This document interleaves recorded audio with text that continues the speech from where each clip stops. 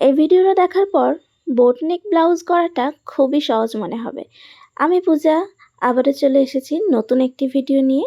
তো চলো দেখি বোট নেক ব্লাউজ কিভাবে কাটিং করব।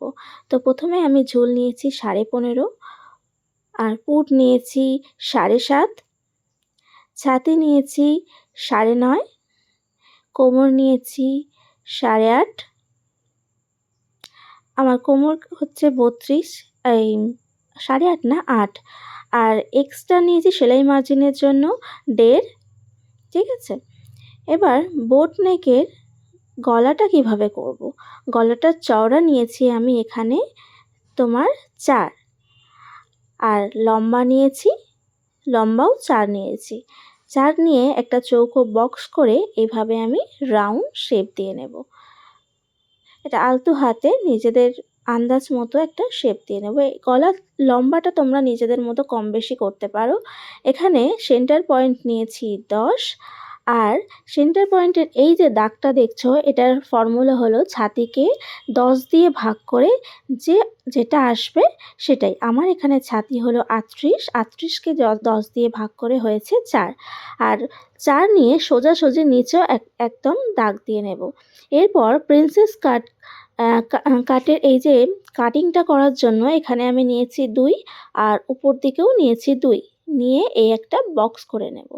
নিয়ে এই যে সেন্টার পয়েন্টের যে দাগটা দিয়েছি ওখান থেকে এরকম আলতো হাতে একটা শেপ দিয়ে নেব। এটা নির্দিষ্ট কোনো শেপ হয় না, এটা আলতো হাতে এইভাবেই হালকা করে শেপ দিয়ে নিতে হয়। আর হ্যাঁ, এই জায়গাটা সেন্টার পয়েন্টের জায়গাটা যেন হুঁচ না হয়। আর উপরের দিকটাও আন্দাজ মতো এভাবে আর্ম হোলের কাছ পর্যন্ত শেপ দিয়ে নেব। আর এখানে যে আমি 2টা নিয়েছি, এটা তো টেকেনের জন্য ওখানে দুইটা ঢুকে যাবে, সেই জন্য এদিকে আমি আরও 2 এক্সট্রা নিয়েছি। মানে কোমর যা থাকবে, কোমরকে 4 দিয়ে ভাগ করে যা নেব, তার সাথে আরও 1.5 ইঞ্চি এক্সট্রা, আর এই টেকেনের জন্য আরও 2 এক্সট্রা নিয়ে এভাবে আমি কাটিং করে নেব। আমি একসাথে সামনের পার্ট আর পেছনের পার্ট কাটিং করে নিয়েছি। এবার আমি সামনের পার্টটা দেখো কিভাবে পেপারটা কাটিং করে নিচ্ছি। এইভাবে একদম দাগ বরাবর আমি কাটিং করে নেব।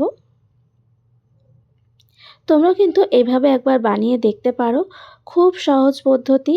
এভাবে তোমরা বানিয়ে দেখো, খুব সহজেই বানাতে পারবে।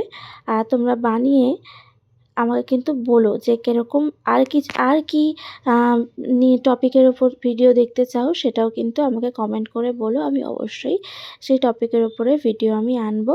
তো দেখো গলাটাও এইভাবে কেটে নিয়েছি, আর সামনে আর্ম হোলের কাছে 1/2 ইঞ্চি করে শেপ দিয়ে নিচ্ছি, নাহলে সামনে কাপড় জমে থাকবে। আর হ্যাঁ, সবথেকে গুরুত্বপূর্ণ বিষয় হলো বোট নেক ব্লাউজের জন্য কাঁধের যে ডাউনটা করতে হয় সেটা কিন্তু 1 ইঞ্চি।